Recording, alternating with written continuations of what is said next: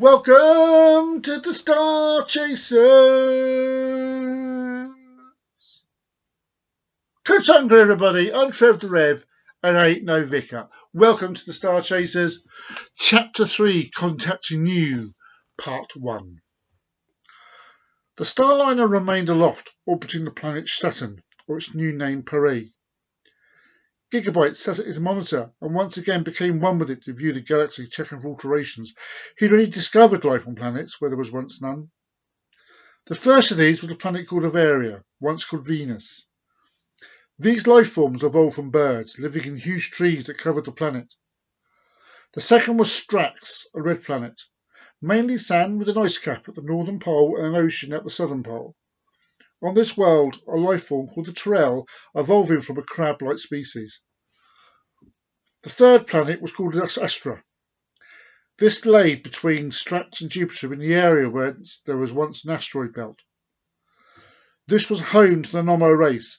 Not much was known about them. All this Gigabyte learned as he studied from the history disks of the universe that were stored in the Starliner's databanks. It was at this moment that Hyperdrive and Genesis walked in. I have finished the checks on the Starliner. The station is still secure in its orbit of Paris, including the Starjets, Nucleon and Jetset. The Starchasers themselves are not injured. That is fortunate, Genesis replied. There is one new thing, though. Which is? Hyperdrive asked. Me! In walked a young girl dressed in a green bodysuit. Hyperdrive looked on in shock. Oh, Bermuda. Sign? Sis. It had now been 3 months since the time wave. The sheer concept of a new timeline freaked Hyperdrive out. All of his past gone and replaced with a whole new past. The human race was once the sole life form of their planetary system. Now there are many. Yet now chaos is all around their paradise. In the time that had passed after the time wave, he had learned that Bermuda had a brother called Repulse. Repulse was Bermuda's opposite. To make facts worse, Repulse had 3 acolytes called Dogma, Empyrean, and Bloodhunt. Terror had followed in their path. This was informed to him by Gigabyte.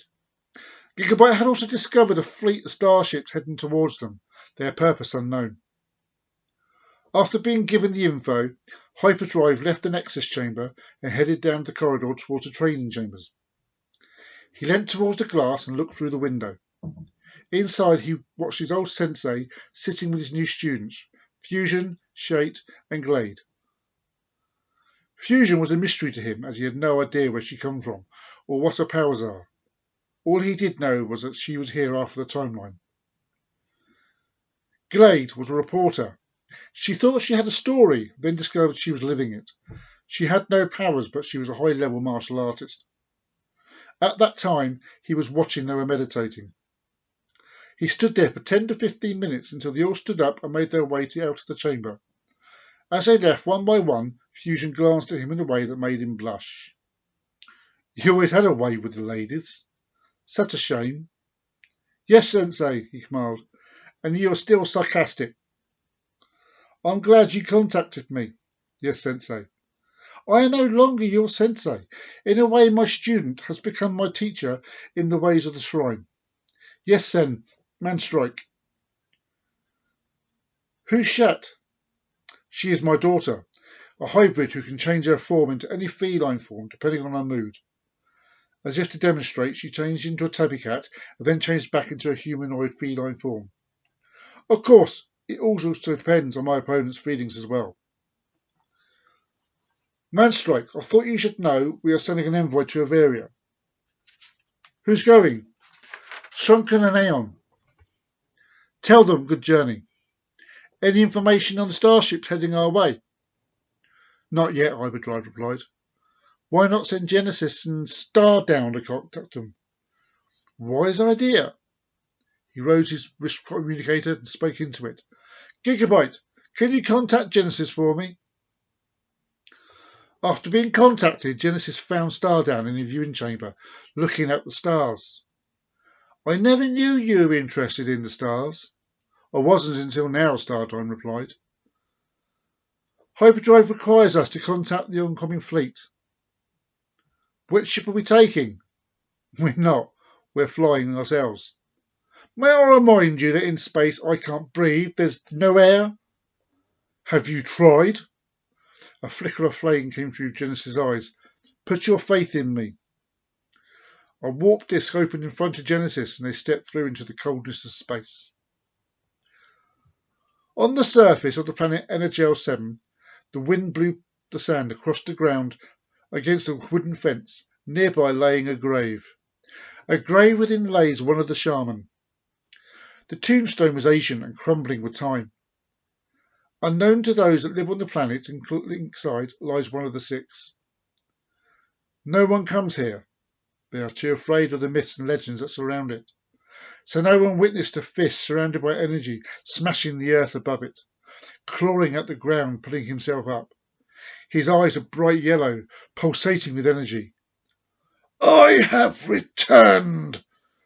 I will find the traitor that stabbed me in the back. I, Revenant, have spoken. The stellar craft jet set soared towards the depths of space. Its destination, Averia. Sorry. Shrunken sat at the helm, Aeon standing beside him. The journey had taken a few days already. They passed the time by watching the stars shoot by, or at least appeared to. By using the tachyon engines, they were moving 4 times faster than the speed of light. What's it feel like, the symbiote? Aeon asked, breaking the silence. It's like a second voice, an echo in your mind. Why do you ask? Back home with myself and Hyperdrive had the experiment. James, Hyperdrive, became a hybrid.